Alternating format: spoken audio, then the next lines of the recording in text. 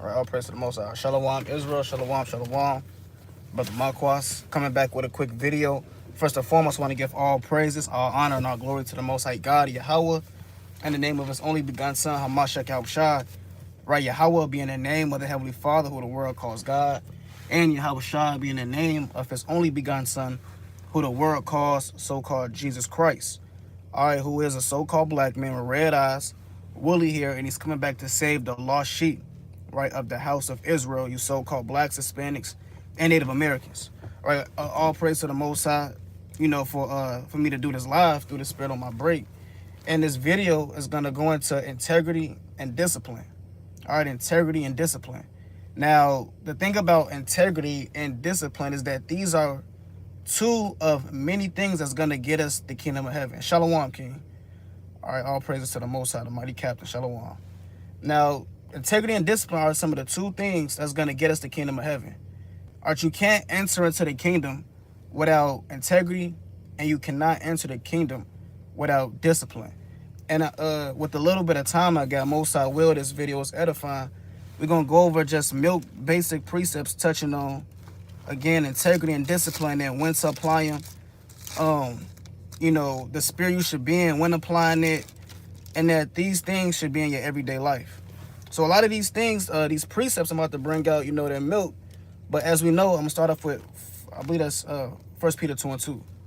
All right, milk is what's gonna get us the kingdom. All right, shalom to everybody joining the live. All right, all praises to the Most High. Right, Judamanya, Chris, Israel. Right, Abaria, Israel, shalom, kings. Now this is book of 1 Peter chapter 2. Let me get there real quick. And verse number 2. And it reads, as newborn babes, desire the sincere milk of the word, that ye may grow thereby. Now, all praise to the Most High. Now, it says newborn babes. And when it says newborn babes, it's not always talking about a brother that's, just coming into this thing a few weeks ago, last month. Through the Spirit, we all babes in this truth. All right, it's not many brothers that can say that they're 30 years plus, 50 years plus in this truth. Through the Spirit, we all babes. Right, the Most High, He's our Father. We're His children. So the milk applies to everybody. I want to get that, out the way first and foremost.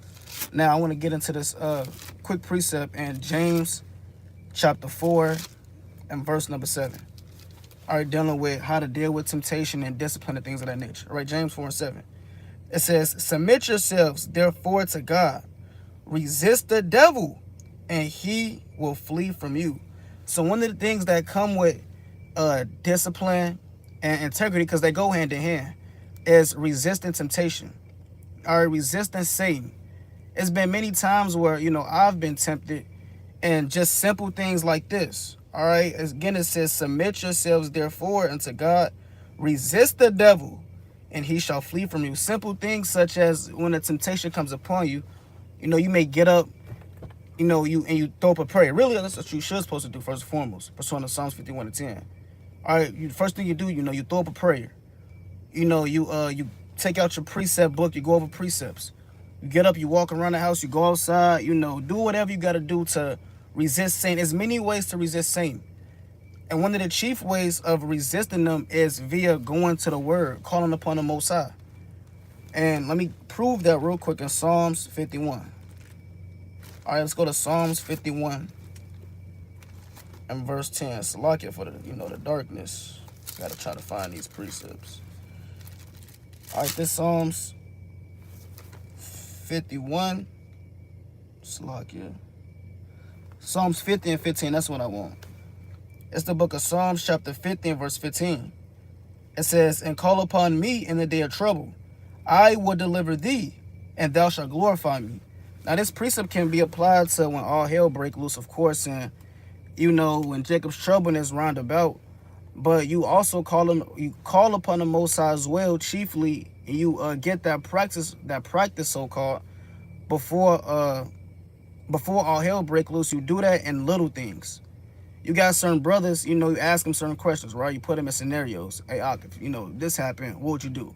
Brothers that say, the first thing I do is I'll call upon the Lord. Brothers say that in his, out loud with his mouth. But brothers really don't do that on a daily. Sisters probably don't do that on a daily. All right, sin come upon you. You dealing with with a weed smoke demon. Let's say a weed smoke demon hop upon you. The first thing you do is entertain it. You don't call upon the name of the Most High. If you don't call upon the name of the Lord in little things, pursuant to, again, Psalms 50 and verse 15, in the day of trouble, because that is your trouble. Because if you fall to that demon, you can get cast away. The day of trouble is when you're tempted, when things are not going your way through the spirit. And if you don't call upon the Most High in little things and practice that resistance there, pursuant to James, like how we just read, how are you going to expect to call upon the Most High in the days of evil when all hell break loose on a wide scale level? So I wanted to touch that real quick in Psalms 50 and 15, and to link that up with with James 4:7, to show how in all things, the first thing you do when you're getting tempted and how to resist it is you call upon the name of the Lord. And everybody knows the account. And if you don't know, Matthew the 4th chapter, it's a beautiful sequence on how Yahushua and Satan is battling back and forth on a spiritual level. And that's a real in-depth account. And, time will permit me to touch on that right now. Nevertheless, let's go to Wisdom of Solomon, right? 12 and verse number 16. Again, like I said, these are, just a couple milk precepts for brothers or sisters that may deal with falling into temptation, right? Not knowing how to battle, not knowing what precepts to go to. These are some quick cuts you can use against Satan, right? This is the book of Wisdom of Solomon, chapter 12 and verse, let me see where I want to start at. Actually, I'm going to drop. I want to go to 1 Corinthians 10. All right. Let's go to 1 Corinthians 10 and 13. It's the book of 1 Corinthians, chapter 10 and verse 13.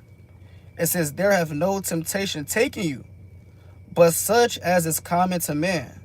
But God is faithful, who will not suffer you to be tempted above that ye are able.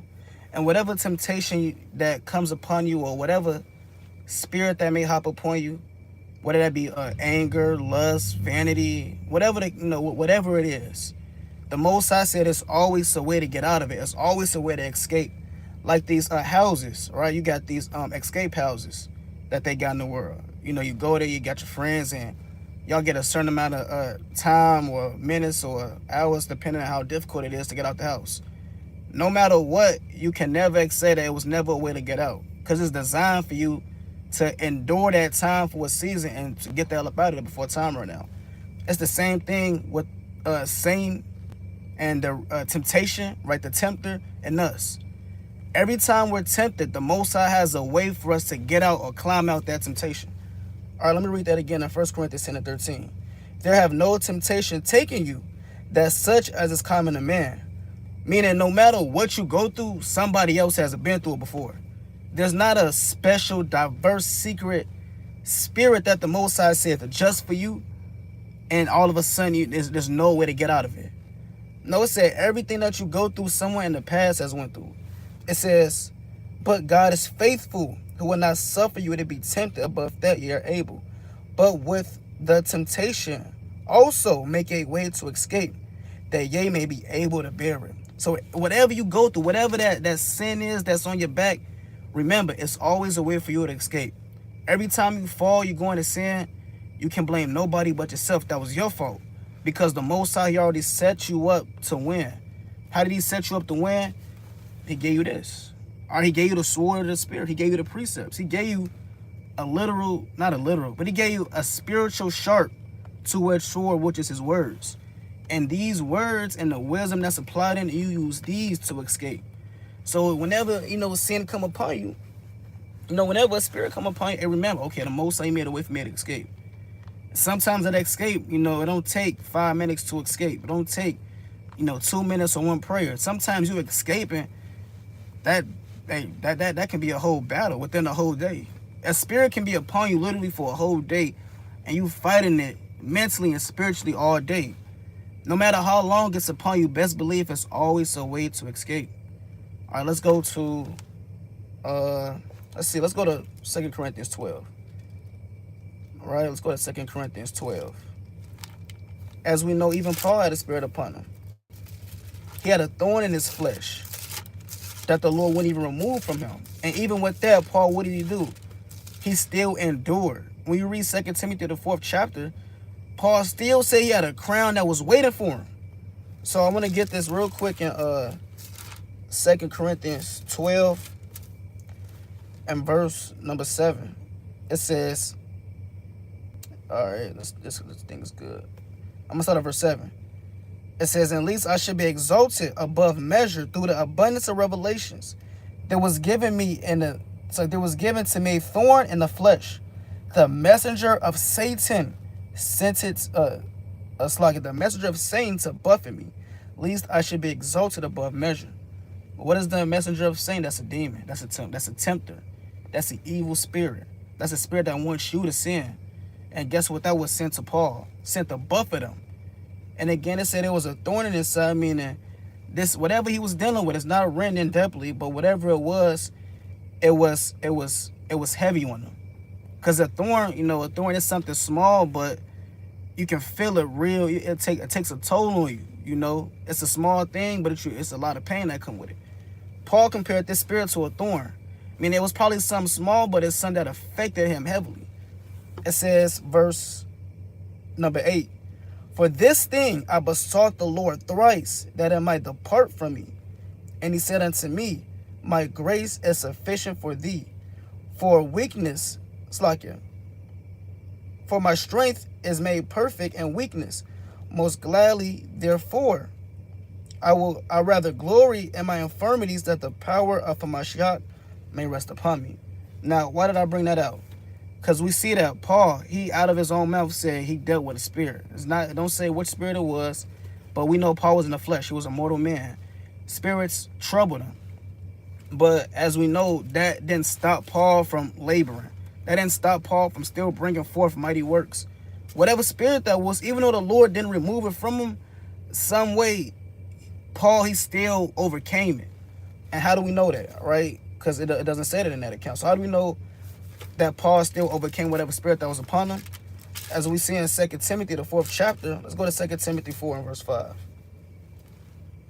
I'm going to start at verse 7. 2 Timothy 4 and 7. It says, I have fought a good fight. I have finished my course. I have kept the faith. Now, Paul is writing this right before he died. Right before he was delivered up to Nero. Paul is writing this epistle to Timothy. And in this epistle, he's exhorting Timothy. And he's letting him know, hey, everything that was sent against me, I endured, I overcame. That's what it means when it says, I fought a good fight. That's that spiritual fight in that battle that's spoken of in Ephesians 6. It says, I fought a good fight. I have finished my course. I have kept the faith. Henceforth, there was laid up for me a crown of righteousness, which the Lord, the righteous judge, shall give me at that day. And not to me only, but unto all them also that love is appearing. So we know Paul, before he died, before he gave up the ghost, he had so much faith that he was going to be delivered in the last days, that he said, hey, look, the Lord already gave me a crown. All I got to do is obtain it. Or he said, hey, I fought a good fight, and I already kept the faith. How was he that bold to say that when we just read that he dealt with a spirit that troubled him, that never removed from him? Because we see Paul, through the spirit, he had integrity, and he never gave in to whatever spirit he was dealing with. He never let that spirit overtake him and overcome him. And that all comes through what? Integrity and in discipline. All right, let's go to Wisdom of Solomon 1 and 5. That all comes through integrity and the discipline, right? Slacky, I got pages falling out. Wisdom of Solomon, chapter 1 and verse 5. I'm sorry, 4. It says, for unto a malicious soul, wisdom shall not enter, nor dwell in a body that is subject to sin. And when you subject to sin, then, as plain as day, that means you're not enduring, you're not fighting. And people that's subject unto sin, you don't see an increase in them.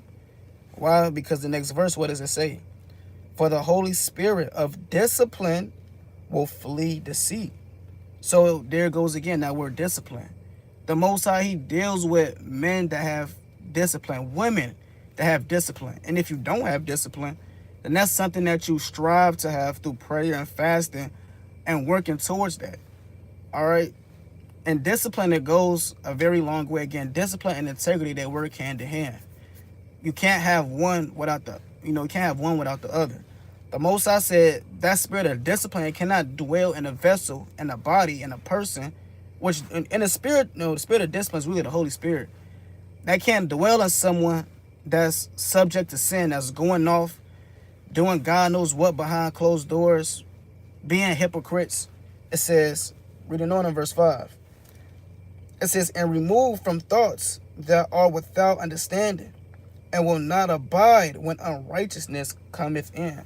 And the only way to really obtain integrity and discipline is to prove yourself, to be tried. Because if you have integrity, but you've never been, tempted, you've never been tried, then, what integrity are you really upholding? All right, the only way a man can truly have integrity if he's going through things that's causing him to keep forth his integrity. Like Job. Job caused unimaginable hell. Yet Job didn't sin with his lips. And what do we call that? Integrity. He always kept his discipline. He always kept his faith and his trust and his mind on the Most High. Right? David, Joseph, these men, when they were troubled, they held forth integrity and discipline. The only way they upheld integrity is because they were tempted. Things came upon them, and therefore they showed the Most High what they was made of to be able to have that label of integrity and discipline placed upon them. Now let's go to what's it called? I had a precept in mind, just slipped me. What did I call? Sirach, all right, Sirach 4. That's what I wanted. Let's go to Sirach chapter 4 and verse 17. All right, I'm gonna start at verse 16. It says, if a man commit himself unto her. Now this her is referring to wisdom. The spirit of wisdom comes with, many beautiful spirits. Discipline, integrity being two of them. It comes with faithfulness. It comes with meekness, humility, things of that nature. So it says, if a man commit himself unto wisdom, it says, he shall inherit her, and his generations shall hold her in possession. Verse 17. It says, for at the first she will walk with him by crooked ways, and bring fear and dread upon him. It's the point. This is what wisdom is going to do. And torment him with her discipline. Why is tormenting and discipline being in the same verse? Because through discipline, you can't uphold discipline or integrity, at least you get tried. Being tried is not easy. As we see, Sirach just compared it to torment. Or if a lust demon is on you for a damn 36 hours straight and you just enduring it, that's not easy. That's hard. That's torment. Because your flesh want to give in to it, but your spirit is fighting against it. Right? It's been certain times where a spirit was on me and I felt it like physically in my body, and it was hurting. It's not a nice feeling. And I'm pretty sure brothers and sisters can attest to certain times where, you was tried, you didn't give in some way, shape, or form. It brought a physical pain that came with it, depending on how strong that spirit that was that you was battling. Nevertheless, reading on in read 17 again. For at the first she will walk with him by crooked ways, and bring fear and dread upon him, and torment him with her discipline, until she may trust his soul and triumph by her laws. And when you fight against it, that's the hard part. But through that hardness, that's what brings out the man of God or the woman of God within you, because you've now held forth your integrity and your discipline. See, it's not torture, it's not torment when you give into it. It's easy when you give into it, because it's the flesh. The flesh, is you please the flesh. You've now satisfied what you've lusted after, no matter what that is. What makes it hard is when you have to fight back, like with lifting weights. It's easy when it's when you damn curling 10 pounds. That's easy. There's no fight with it. But when something comes upon you and it's trying and it's hard, you got to put that forth more effort to get that weight up. Then that's when that pain starts kicking in. The Most High God is the same way. All right. Most High God is the exact same. Let me get two more precepts and I'm going to close out. Right, nevertheless, discipline is something, integrity in the last days is something that we should strive for and pray for, because every single member of the elect, right, every single person that moves in the spirit of Yahweh Shah that's going to be delivered has this spirit. Let's go to Psalms 26:1.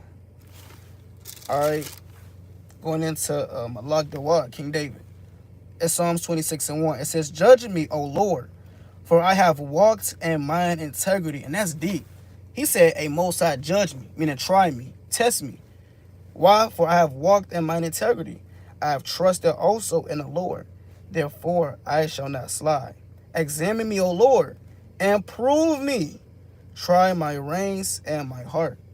And that's a heavy prayer right there. He told the Most High God, right, the same God that killed the damn whole earth and left 8 persons. He told that same spirit, that entity, to try him, try his ways, right?